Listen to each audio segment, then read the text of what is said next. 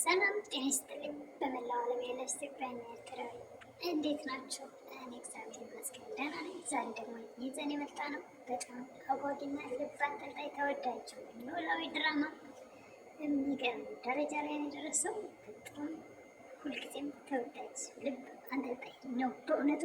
እንዲከታተለው ላይክ እያደረጋችሁ ጀምሩ።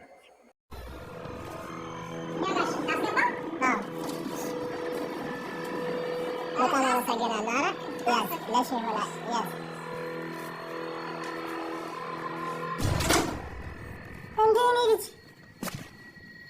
መጥቶሽልኛል ማለት ነው? ምነው እኔ እኮ አባትሽ ነኝ። ለነገሩ ብትረበሽም እኮ አይፈረድብሽም። 16 ዓመት እኮ ቀላል አይደለም። ግን እኮ ቆይ አንቺ በዚህ ሌሊት ምን ልትሰሪ ተነሳሽ? እነሱ ገና አልተነሱም። እስከዚህ ሰዓት ሜላትም አልተነሳችም? ያው አላየኋቸውም ለማለት ነው እንጂ ተነስተው ይሆናል እኮ። የኔ ልጅ መጥተሽልኛል ማለት ነው? እኔ እኮ ሲነግሩኝ አላመንኩም ነበር። ኦ ማይ ጋድ! ይህ እንዴት ሊሆን ይችላል?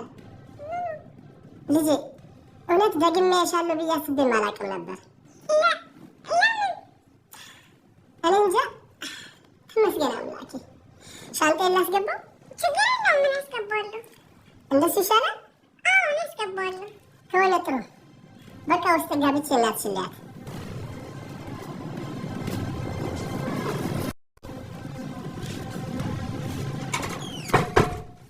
ሰርፕራይዝ! ሜሉ! አይኔ ነው እንዴ? ምን ሆነሻል ሜሉ? ነይ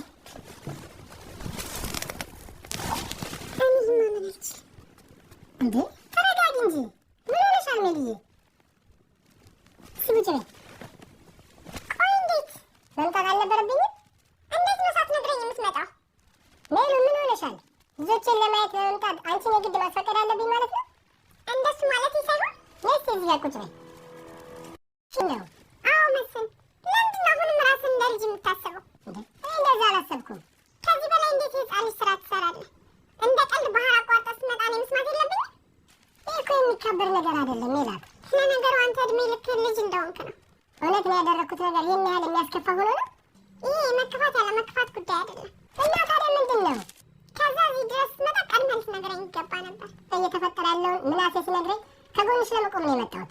ኧረ እባክህ አዝነህልኝ ነዋ። እንዴት ነው የማላዝንልሽ? አንቺ እኮ የልጆቼ እናት ነሽ። ተው እንጂ ያደረግሽውን ሁሉ ብታደርጊኝ አልፈርድብሽም።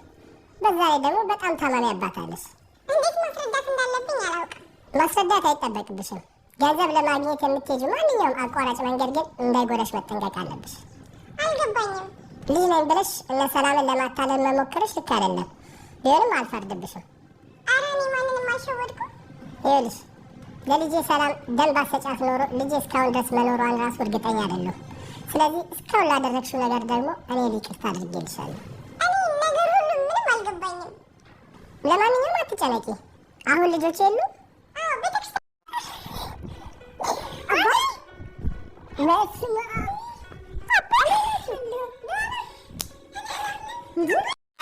እውነቷን እኮ ነው። መቼ ነው የመጣኸው? በቃ ትንሽ ቁጭ በሉና እናወራለን። እሺ ቁጭ በሉ መጀመሪያ።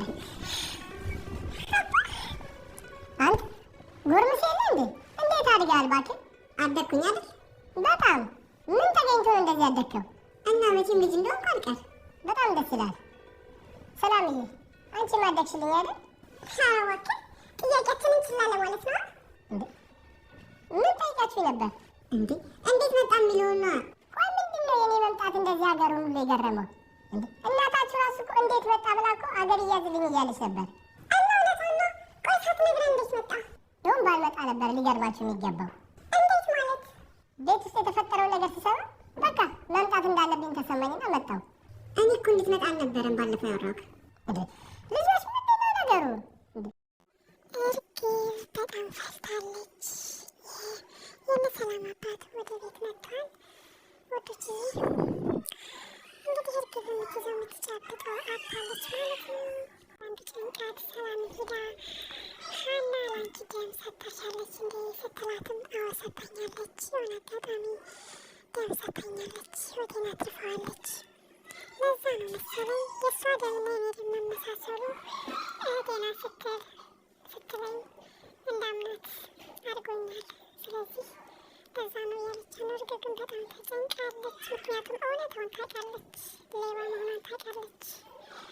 እና በሰላምና በብቻ ሳይሆን እውነትም አለው እንዳለ። ስለዚህ መረጃዎች ያሉት እኔ ጋር ነው።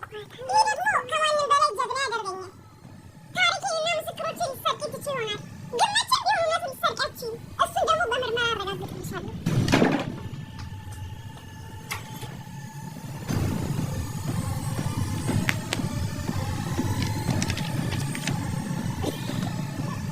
ቢጨቃጨቁ ነው የሚሆነው። የሚገርምሽ ቅድም ራሱ ሲጨቃጨቁ ነበር። የት? እዚህ? ኧረ መኝታ ቤት ዘግቶ ሲጫጫው ነበር። በምን ጉዳይ? እኔ እንጃ፣ ምንም አልገባኝም። ብቻ እማዬ በጣም ስጮህ ነበር ገና ከመምጣቱ። ቆይ ግን የት ጸበል ብንወስዳቸው ነው የሚሻለው? እኔ ታወቀ ደስ ብሎኝ ነዋ። እንዴት ማለት? እኔ እንዳየ እንደዚህ ብሎ ተቀበለኝ።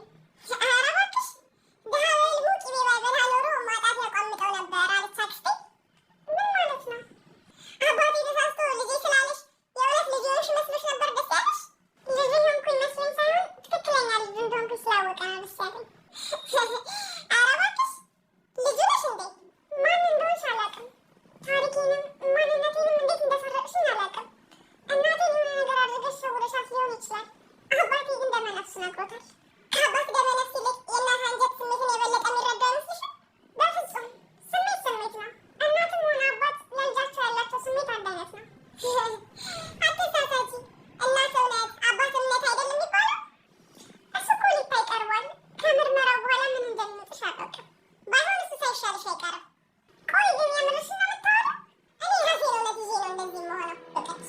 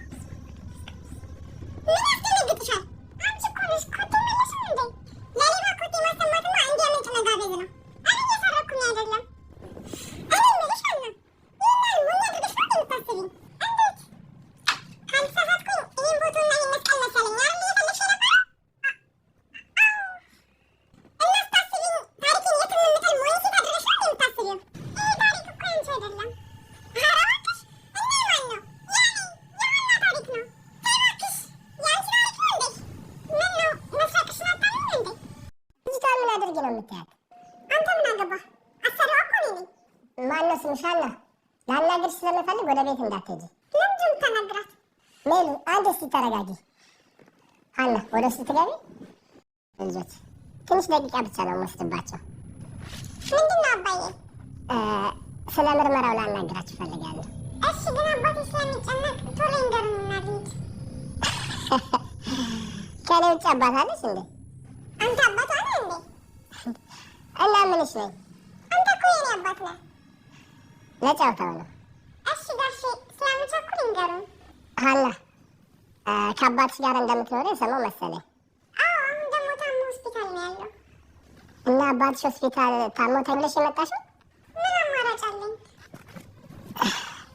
የስራ ፍቅር ነው ወይስ ሜላትን ፈርተሽ ነው? እትዬ በጣም ጥሩ ሰው ናቸው። እኔ ፈርቻቸው አላውቅም። ታዲያ እንደዛ ከሆነ እዛው ሆነሽ አባትሽን ማስታመም አልነበረብሽም? በተደጋጋሚ ስራ ስለቀረው እንዳይከፋቸው ብዬ ነው የመጣሁት። አባዬ የፈለከን ስለ ሀና አባት ታሪክ ለማውራት ነው እንዴ? ይቅርታ፣ ማን ነበረ ስምሽ? ስሜንም ረሳኸው አይደል አባ? ይቅርታ በጣም ስም መያዝ ላይ ብዙ አይደለሁም። የሀናን ስም ግን አልረሳኸውም? ለምን እንደሆነ አላውቅም፣ ብቻ የሀና ስም ግን አልጠፋኝም። ጋሼ በድጋሚ ይቅርታ፣ ግን መሄድ አለብኝ። እሺ፣ እዚህ ቤት ምንም ፈልጋችሁ ብትመጡ እኔ ምንም አያገባኝም። ማለት እኔ ልጅ ሀሴትን ነው የምፈልገው። ስለዚህ ምርመራው ግዴታ ይደረጋል። በመጀመሪያ እኔ እዚህ ቤት ምንም ነገር ፈልጌ አይደለም የመጣሁት። ስለዚህ ማሽበት ምንም ምክንያት የለኝም። ምናልባት ገንዘብ ፈልገሽ ነው ከሆነ ነገሩ፣ እኔ ችግር አባቴ ነው። አባዬን ደግሞ ትዬ ሙሉ ወጪውን ከፍለው እያሳከሙልኝ ነው። ሀና፣ እኔ እንደሱ ለማለት ፈልጌ አይደለም። ዝምድናችሁን ፈልጌ ከመሰላችሁ ተሳስታችኋል። እኔ አንዱ ሁሉንም ዘመድ መሆን የሚችል አባት ነው ያለኝ። ሀና ትያት ደግሞ ትክክል ነች። ምርመራው ተደረገም አልተደረገም እናንተ እውነታውን ለማወቅ የረዳችሁ ከሆነ እንጂ እኔ ህይወት ላይ ምንም ለውጥ አያመጣም። አሁን ቅር የማይላችሁ ከሆነ በይ ደስ ይለኛል። መሄድ ትችያለሽ። ይመስገን ቶሎ እመጣለሁ ብለሽ እኮ ጠፍተሽዋልሽብኝ። አዎ አባ ስራ በዛብኝና በዛው ጠፋሁ። ብታገኝ ችግር አልነበረውም። ሳይደብረን ነው። አንተ እያለህ አባዬ እንደማይደብረው በደንብ አውቃለሁ። አረ እንኳን አሁን መጣሽልኝ። ጭራሽ ቁማር እንጫወት ብሎ 10 ብር አልበላኝም መሰለሽ። ደግሞ ማውጣት እንጂ ያመኘው ብሩ እንዲህ ብር የት ሄደ አንተ? ታበሉ አረ እንዴ ባለ ወይ አመድ የእናንተ ጨዋታ እንደማለቀ የለው። በሉ ምግብ አምጥቻለሁ እንብላ።